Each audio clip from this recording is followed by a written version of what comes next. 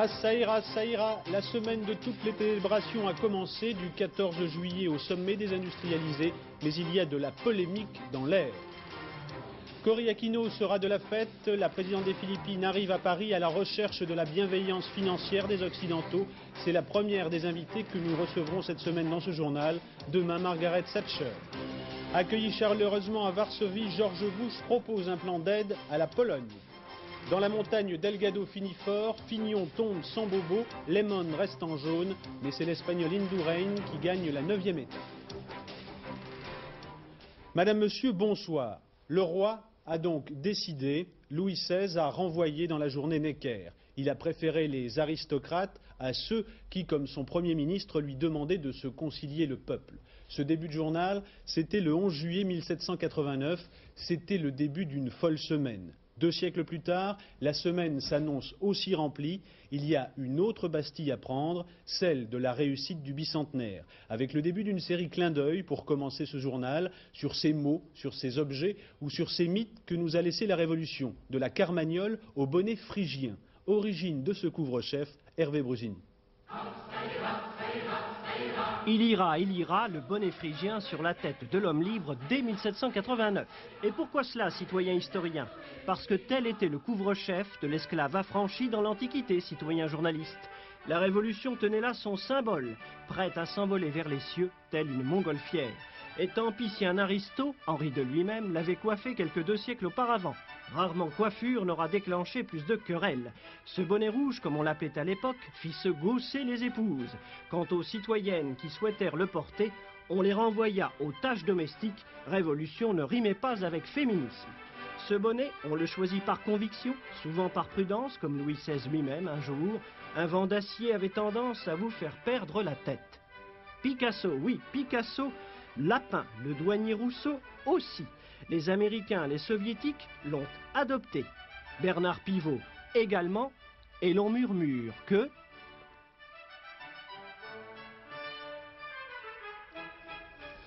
Pour assurer la sécurité de ce bicentenaire, 30 000 hommes ont donc été mobilisés, qu'ils soient policiers, militaires ou pompiers. À Paris, les restrictions au stationnement seront effectives mardi soir, demain soir. Partout dans la capitale, on a commencé à boucler certains périmètres, par exemple autour des grands hôtels où seront accueillies les délégations. Il manque encore quelques barrières dans le système, puisque l'une de nos équipes a pu visiter les chambres où seront hébergés dès demain le président du Togo ou encore le Premier ministre canadien. Ça se bouscule au portillon du Plaza. Motif de cette effervescence, le palace de l'avenue Montaigne attend l'arrivée de 3 chefs d'État. La police a reçu des consignes strictes, notamment l'interdiction formelle de stationner devant l'hôtel. Les barrières du ministère de l'Intérieur servent à délimiter un périmètre de sécurité. Bref, tout doit être prêt avant la venue aujourd'hui du président du Togo, M. Eyadema. Après-demain, ce dispositif sera renforcé. Le Premier ministre canadien Brian Mulroney et le président du Cameroun occupent des suites dans ce même hôtel sous haute surveillance. Et pourtant, nous avons pu facilement pénétrer dans l'une de ces suites et tourner ces images clandestinement. Imiter les gestes des hommes des présidents, la protection rapprochée, chercher le microphone, la bombe, passer au peigne fin tous les recoins de la chambre, jusqu'au balcon, rien ne doit être laissé au hasard. Nous sommes sortis sans être inquiétés et n'avons rencontré aucune difficulté. Dans la rue, seul un regard nous a mis un peu dans l'embarras.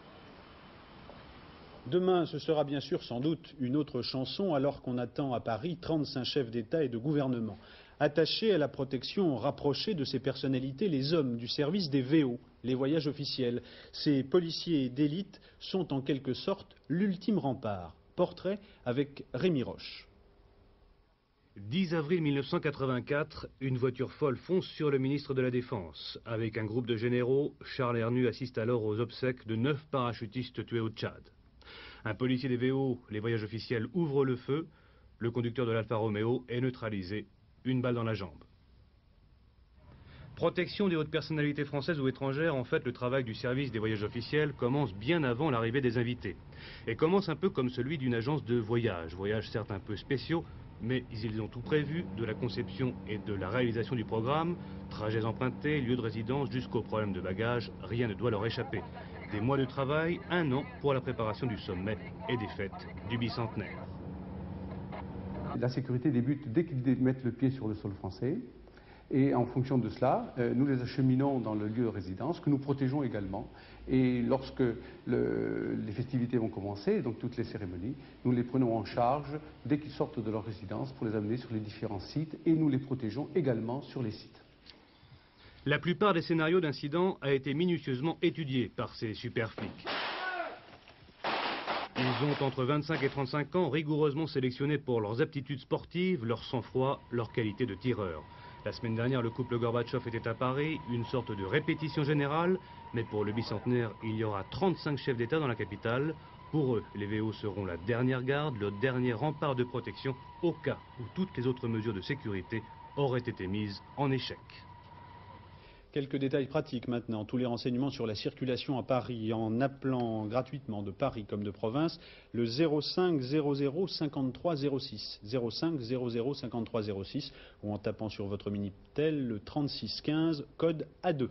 Sachez aussi que les transports en commun SNCF et RATP seront renforcés du 12 au 15 juillet et même gratuits le 14 juillet. Enfin, un tiers des taxis parisiens augmentent leurs tarifs du 12 au 16 juillet d'environ 15%, application du tarif du dimanche. Toute cette agitation ne va pas sans polémique. Il y a par exemple la manifestation anti-sommet des riches et le concert de samedi organisé par le chanteur Renaud, où à part Johnny Clegg, 120 000 personnes ont pu entendre l'écrivain Gilles Perrault parler d'un bicentenaire du fric, du toc et du truc en plume. Il y a là de quoi gêner l'Élysée aux entournures, Gilles Leclerc. Oui, présidence de la Communauté européenne depuis le 1er juillet dernier, cérémonie du bicentenaire, sommet des 7, François Mitterrand, premier diplomate français, entendait marquer ainsi le début de son second septennat d'une façon tout à fait retentissante. Et à coup sûr, Paris sera bien la capitale du monde cette semaine et François Mitterrand, personnage central d'une pièce unique. Mais personnage central qui, pendant ces journées historiques, devient inévitablement, par ricochet, la cible de tous les mécontents. Un rassemblement d'ailleurs hétéroclite qui regroupe à la fois les critiques d'une partie de la gauche, anti-sommet des riches, les ironies d'une partie de la droite contre les dépenses, les efforts de la CGT et du Parti communiste exigeant du président la réintégration des disques de Renault, sans oublier les automobilistes parisiens. Beaucoup d'agitation donc. Est-ce qu'on imagine, est-ce qu'il y a déjà une contre-attaque de l'Élysée? La réponse est oui. Le chef d'État dit qu'il fallait bien marquer avec éclat le bicentenaire. C'est ce qu'on souligne aujourd'hui à l'Élysée, qui s'empresse de déclarer injuste d'ailleurs la critique sommet des riches d'un côté, oubli des pays pauvres de l'autre. François Mitterrand est sans doute le meilleur avocat occidental des pays du tiers-monde, précise même son entourage, qui indique que la France vient justement de gommer la dette des pays africains et que pendant 48 heures, du reste, les 13 et 14 juillet, juste avant la fin du sommet, tous les invités, riches ou plus pauvres, seront bien ensemble. Mais il est vrai qu'au-dessus des derniers préparatifs planent quelques nuages, mais certainement pas encore des orages au-dessus de la tête de François Mitterrand, qui voudra imprimer de toute sa marque le contenu des résultats du sommet pour faire taire justement toutes les critiques. Vous venez d'évoquer, Gilles, l'affaire des 10 de Renault. La dernière information de la journée ou de la soirée, c'est le fait que le monsieur Jean-Pierre Soisson, qui est le ministre du Travail, a annoncé qu'un monsieur Bonzoffice avait été désigné pour résoudre le conflit, apparemment avec l'accord de monsieur Lévy, le PDG de chez Renault. Mais d'abord, le résumé des épisodes précédents. La CGT, vous le savez, en avait appelé au président de la République après l'annulation par le Conseil constitutionnel de l'amnistie de ses 10 militants par le Parlement. Une délégation du syndicat qui demandait une audience à l'Élysée n'a pas été reçue, mais orientée vers le ministère du Travail. Je viens donc de vous donner la nouvelle de la soirée. Le ministre du Travail annonce la nomination d'un monsieur Bonzoffice. Quant à la CGT, elle mobilise aussi pour la manifestation de soutien prévue mercredi après-midi, en pleine semaine du bicentenaire. Nous allons voir le résumé des épisodes précédents avec Gérard Leclerc. La CGT était là ce matin pour le retour à Billancourt de ses 10 militants licenciés pour faute lourde. Il y a 3 ans, ils avaient molesté et séquestré des cadres de la régie. Jour et nuit, ils vont camper dans l'usine comme ils le font depuis 9 semaines, et cela malgré le nouveau refus du Conseil constitutionnel de les amnistier. Non seulement la CGT ne désarme pas, mais elle en appelle désormais au président de la République pour qu'il impose la réintégration des 10.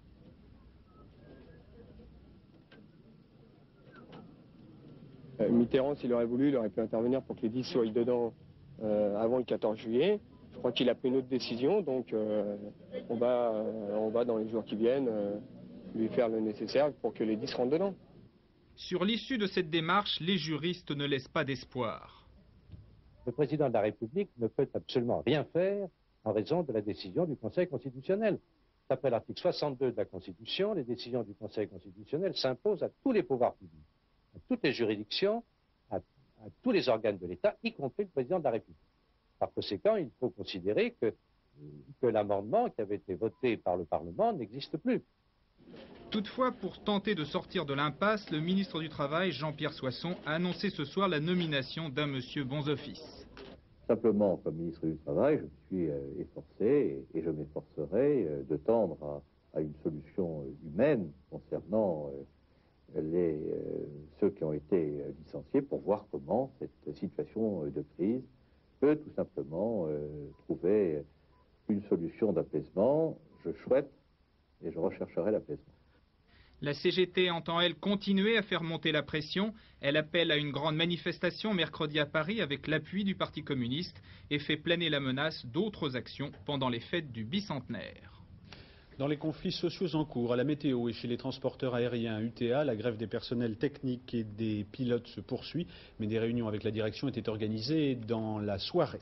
4 mois après l'accord et la signature sur l'accord de revalorisation des carrières des universitaires, le ministère de l'Éducation précise aujourd'hui dans une note le système des primes, 6 000 francs par an pour tous et primes différenciées entre 6 000 et 48 000 francs par an selon l'emploi et le grade universitaire.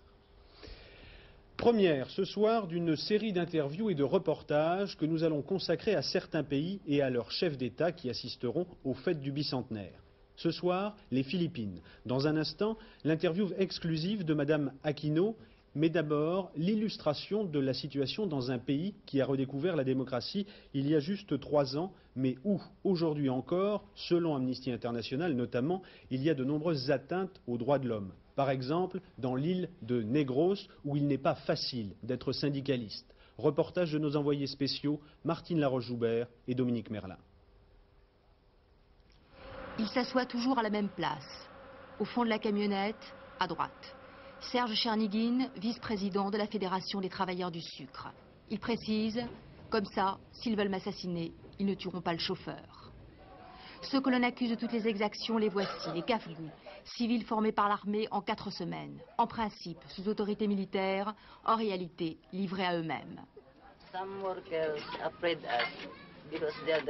Certains travailleurs ont peur de nous parce qu'ils appartiennent au syndicat des travailleurs du sucre. Et ce syndicat est la couverture légale des communistes. Et les communistes sont nos ennemis. La permanence du syndicat dirigée par Serge. C'est ici que se réfugient les rescapés. Fernando a été arrêté une nuit par des groupes paramilitaires, des Kafgou. Ils l'ont amené dans un champ et ils lui ont coupé l'oreille. Après lui avoir coupé l'oreille, ils ont tiré sur lui. Mais heureusement, Roberto a survécu. Il a reçu une balle dans le cou et une autre dans le dos. À l'époque de Marcos, nous avons compté en 12 ans 24 militants syndicaux assassinés. Aujourd'hui, après 3 ans et demi de présidence de Madame Aquino, il y a eu 34 victimes chez les syndicalistes. Negros, une île sous tension. Île de monoculture, la canne à sucre. Pas de travail ou salaire de misère, 5 francs par jour. Et ce, malgré la montée des cours du sucre. Échec de la réforme agraire tentée par Cory Aquino, les grands propriétaires s'y opposent par tous les moyens. La situation est la même dans presque toutes les plantations de l'île de Negros. Les grands propriétaires, soutenus par les militaires, forcent les travailleurs à rendre leur carte syndicale et à retirer leurs plaintes auprès du ministère du Travail.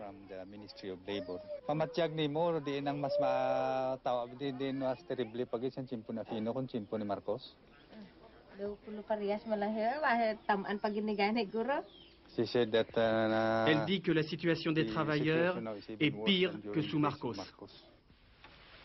Pire que sous Marcos, un reproche que nous entendrons souvent, mais un reproche qui, même pour Serge, épargne encore Cory Aquino elle-même. Si les petites coopératives comme celle-ci dépassent à peine la douzaine, c'est surtout l'avidité des propriétaires terriens, la corruption des autorités qui sont mises en cause. Cory Aquino vient de nommer un nouveau ministre de la réforme agraire, un de plus. De son succès dépend pour beaucoup la stabilité de la démocratie aux Philippines. Madame Aquino, elle est veuve, elle est à la tête d'un pays de 58 millions d'habitants, le plus endetté d'Asie, près de 170 milliards de francs de dette. À Paris, elle attend un geste des pays industrialisés. À quelques jours de sa venue en France, elle a accordé à Antenne 2 une interview exclusive. Le palais de Malacañang, à quelques mètres à peine de l'ancienne résidence des Marcos. C'est ici que nous rencontrons la présidente Corazon Aquino. Pour tous, Cory. Difficile de l'appeler autrement, son allure si familière peut-être. Et pourtant, l'un des chefs d'État les plus admirés dans tout le tiers-monde. La restauration de la démocratie est pour moi la meilleure chose que j'ai fait pendant ma présidence. Mon principal problème, c'est l'économie. Parce que nous sommes un pays en développement et que le fardeau de notre dette est très lourd. Ce n'est pas facile pour nous de répondre à toutes les préoccupations de notre peuple. Mais je suis sûre que si on ne se contente pas de nous donner une aide publique au développement, mais que l'on encourage aussi les hommes d'affaires étrangers à investir chez nous, et si nous trouvons de nouveaux marchés pour nos produits, alors nous serons en meilleure position pour résoudre nos problèmes, dont celui de l'insurrection communiste.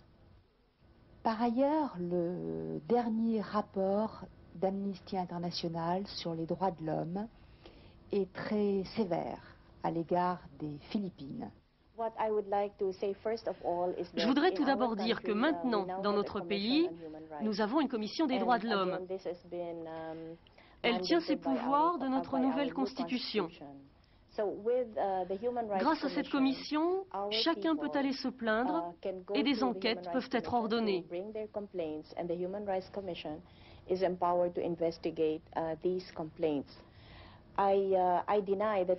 J'affirme que nous n'avons aucun prisonnier d'opinion. Personne n'est en prison simplement à cause de ses convictions. S'il y a des gens en prison, c'est qu'ils ont été inculpés pour des faits précis.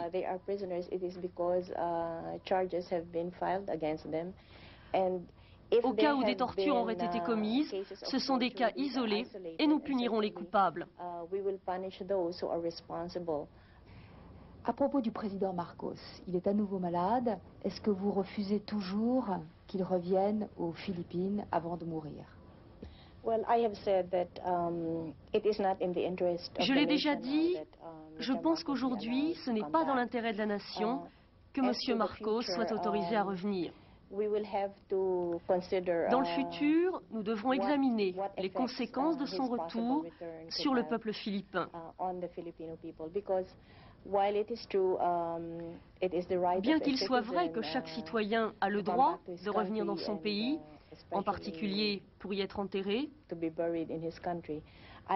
je suis obligée de protéger les intérêts de millions de Philippins dans la mesure où ils pourraient eux-mêmes être affectés par le retour d'une telle personne. J'ai lu dans les journaux que vous receviez de très nombreuses demandes en mariage. J'ai eu la la bonne chance d'avoir un mariage heureux avec un homme qui m'a fait beaucoup de plaisir et comment dit-on, happiness, de bonheur. De bonheur. Et donc, les demandes en mariage que vous recevez... Non, parce que je suis très vieille. Je suis une vieille femme et non. L'amour, ce n'est pas encore pour moi. Demain, dans ce journal, c'est Madame Thatcher qui répondra à Christine Ockrent. Christine qui vous propose également de découvrir avec elle et d'entendre au long de cette semaine l'Allemand Helmut Kohl ou encore l'Indien Rajiv Gandhi. Sur la route de Paris, George Bush s'est arrêté en Pologne où il a été accueilli triomphalement. Aujourd'hui, le président américain a dévoilé son plan d'aide à la Pologne du général Jaruzelski et de solidarité. Jacques Merlino. Image étonnante, cet homme en bras de chemise est bien le général Jaruzelski. Détendu, souriant et plaisantant, il est l'hôte de George Bush à l'ambassade américaine de Varsovie. Signe des temps, sont également invités à ce déjeuner des membres de Solidarité, dont Bronislaw Geremek. Le président américain, pour la première journée de son voyage en Pologne, a donc fait dans l'œcuménisme. Il est vrai qu'ici la situation est tout à fait particulière, puisque ce pays n'a plus réellement de président et que son gouvernement est démissionnaire. En dépit de toutes ces incertitudes et de l'impossibilité pour chacun de prévoir l'évolution de la situation politique, le président George Bush a annoncé dans l'enceinte du Parlement un important plan d'aide économique à la Pologne. Ce plan, en 6 points, comprend notamment la création d'un fonds de 100 millions de dollars destiné à aider les entrepreneurs du secteur privé, le report d'une partie importante de la dette polonaise à l'égard des États-Unis et divers projets d'aide à la lutte contre la pollution. Le président américain s'est en outre engagé à susciter de la part des autres pays riches un effort économique allant dans le même sens. Le tout dans un climat de décontraction impensable il y a encore quelques mois. En Israël, ce devrait être la fin de l'Union nationale. Les travaillistes de Shimon Peres ne veulent plus participer au gouvernement du Premier ministre Shamir. Le parti de M. Shamir, le Likoud, vient en effet d'adopter une ligne dure dans la gestion du problème des territoires occupés. Antenne de Jérusalem, Charles Anderlin. L'Union nationale, la cohabitation à l'israélienne, est condamnée.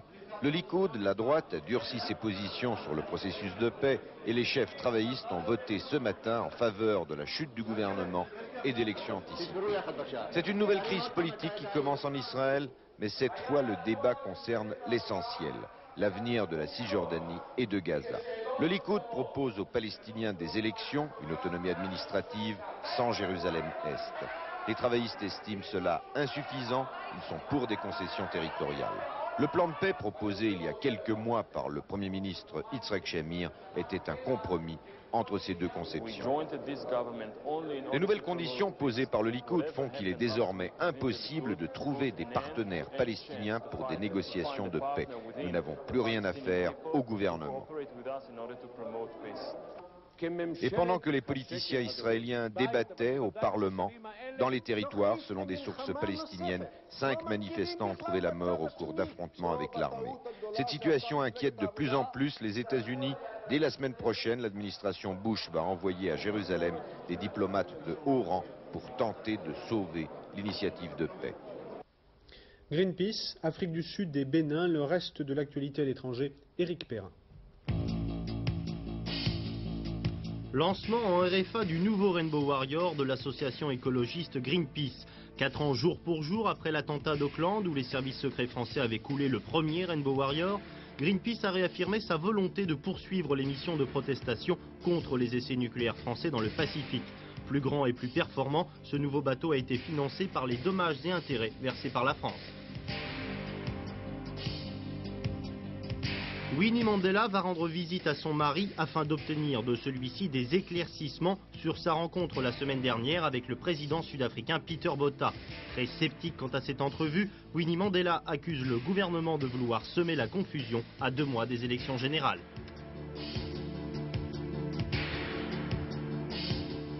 Jonas Nyamagnon, responsable d'un comité de défense des prisonniers politiques du Bénin, détenu depuis le 15 mai. Il a été arrêté pour avoir reçu une délégation d'Amnesty International ainsi qu'une équipe du magazine Résistance. Selon l'organisme humanitaire, quelques 100 prisonniers d'opinion sont détenus dans les geôles béninoises où ils sont pour la plupart torturés. À Grenoble, l'affaire Sirou. Cela fait 2 semaines que David Sirou, 13 ans, a été tué par une balle perdue dans la casse de son père. L'affaire rebondit ce week-end avec l'internement du père, mais aussi le placement du frère aîné de David. Reportage Henri Elie. Dossier décidément très confus. Pourquoi en effet avoir voulu séparer puis isoler le père du fils? C'est la question que se posent maintenant les 3 avocats de la famille Sirou. Ça laisse une curieuse impression. Au moment où l'enquête judiciaire se déroule dans les conditions que vous connaissez, c'est pas une enquête facile, on a l'impression déjà qu'il y a une mise à l'écart, une prise à partie de ces Sirou. Selon le procureur André Carole, si l'ordre a été donné également de tenir à l'écart des médias le jeune Étienne Sirou, c'est davantage parce qu'il semble profondément troublé par le drame du 27 juin dernier. Quant à son père, d'après l'un des avocats, il se trouverait actuellement dans un profond désarroi et plus encore après le placement d'office à la requête du maire de sa commune, un internement jugé par l'avocat de la famille d'abusif. J'ai trouvé un homme épuisé physiquement, accablé et qui ne comprend pas la nature de la mesure qui a été prise à son égard. Il souhaiterait vivement être élargi le plus vite possible. Après 2 ou 3 jours d'observation au centre hospitalier de Saint-Égrève, Robert Sirou pourrait éventuellement retourner chez lui, mais c'est maintenant au préfet d'en décider après les résultats des examens psychiatriques. La mort de Jean-Michel Charlier, le scénariste de bande dessinée. Il avait créé notamment Bug Danny, Tanguy et la Verdure ou encore le lieutenant Blueberry. Georges Bégou. En fait, si vous voulez, il y a toujours... Charlier n'était pas seulement un scénariste de BD plein d'idées, de science, de charme, compagnon des dessinateurs Giraud ou Uderzo, c'était aussi un homme de télévision et un historien. Son lieutenant Blueberry a fait fortune, personnage à la fois redresseur de tort et cabochard. Il était bien de ses enfants, grand cœur et bon vivant comme Tanguy et la Verdure. J'ai travaillé avec lui en 62-63, il y avait Goscinny, autre grand disparu de la bande dessinée. Ils partageaient un bureau, d'un côté tu avais un espace vide, clair, clean, c'était l'espace Goscinny, et de l'autre côté tu avais les châteaux de cartes de Charlier avec des bouquins, avec des papiers. D'apparence il était rond, on n'avait pas l'impression que c'était un aventurier. Parce qu'il cachait bien son jeu, si tu veux, c'était quelqu'un qui aimait séduire, qui aimait courir le monde, et puis après qui revenait avec une moisson d'histoire, qui distribuait sans compter à travers ses bouquins, à travers ses conversations, à travers son boulot. J'ai rarement vu un aussi bel exemple de vitalité, de talent, d'intelligence et de générosité. La disparition aussi d'André Jobert, dit Andrex, à l'âge de 82 ans. Il avait débuté dans l'opérette avant de faire du cinéma à partir de 1933. Il s'est éclaté dans le cinéma marseillais, lancé par Pagnol. Il a tourné dans une 60aine de films au total. On citera Angèle, La femme du boulanger, Hôtel du Nord ou encore Manon. C'est pas de la grande musique, c'est pas du rock'n'roll. C'est pas plus exotique que le boulevard des bateaux-vols. Ça ne ressemble à rien. On ne sait pas, on ne sait pas. Andrex, mort à 82 ans. Tour de France, Lemond est toujours en jaune après la première étape de montagne et une 9e victoire d'étape que s'adjuge l'Espagnol Miguel Indurain. Alexandre Delperrier. Première étape pyrénéenne aujourd'hui, une étape longue de 147 km reliant Pau à Cauterets. Une étape marquée par une échappée en solitaire de 87 km de l'Espagnol Miguel Indurain. Derrière lui et à sa poursuite, toujours un Espagnol, Anselmo Fuerte. Un peu plus loin, le peloton s'organise, un peloton amené par Gérard Huet, suivi de son coéquipier Laurent Fignon. Mais Greg LeMond avec son maillot jaune n'est pas loin non plus et veille à toute tentative d'échappée de Laurent Fignon. Et c'est Pedro Delgado qui profite alors de ce marquage pour démarrer à quelques kilomètres de l'arrivée. Un Pedro Delgado totalement retrouvé qui finira seul 3e à l'arrivée derrière Fuerte. Devant, Miguel Indurain termine épuisé mais conserve quand même 27 secondes d'avance sur son suivant. Le peloton arrive à presque 2 minutes et c'est l'inusable Sean Kelly qui remporte le sprint pour la 4e place. Au classement général après cette étape, pas de changement en tête. Laurent Fignon est toujours à 5 secondes de Greg LeMond et à noter quand même les 10 minutes concédées par Stephen Roche. Demain à 13h, dans le journal de William Lémergie et de Patricia Charnelet, nos envoyés spéciaux sur le Tour vous feront vivre l'ascension du Tourmalet en direct.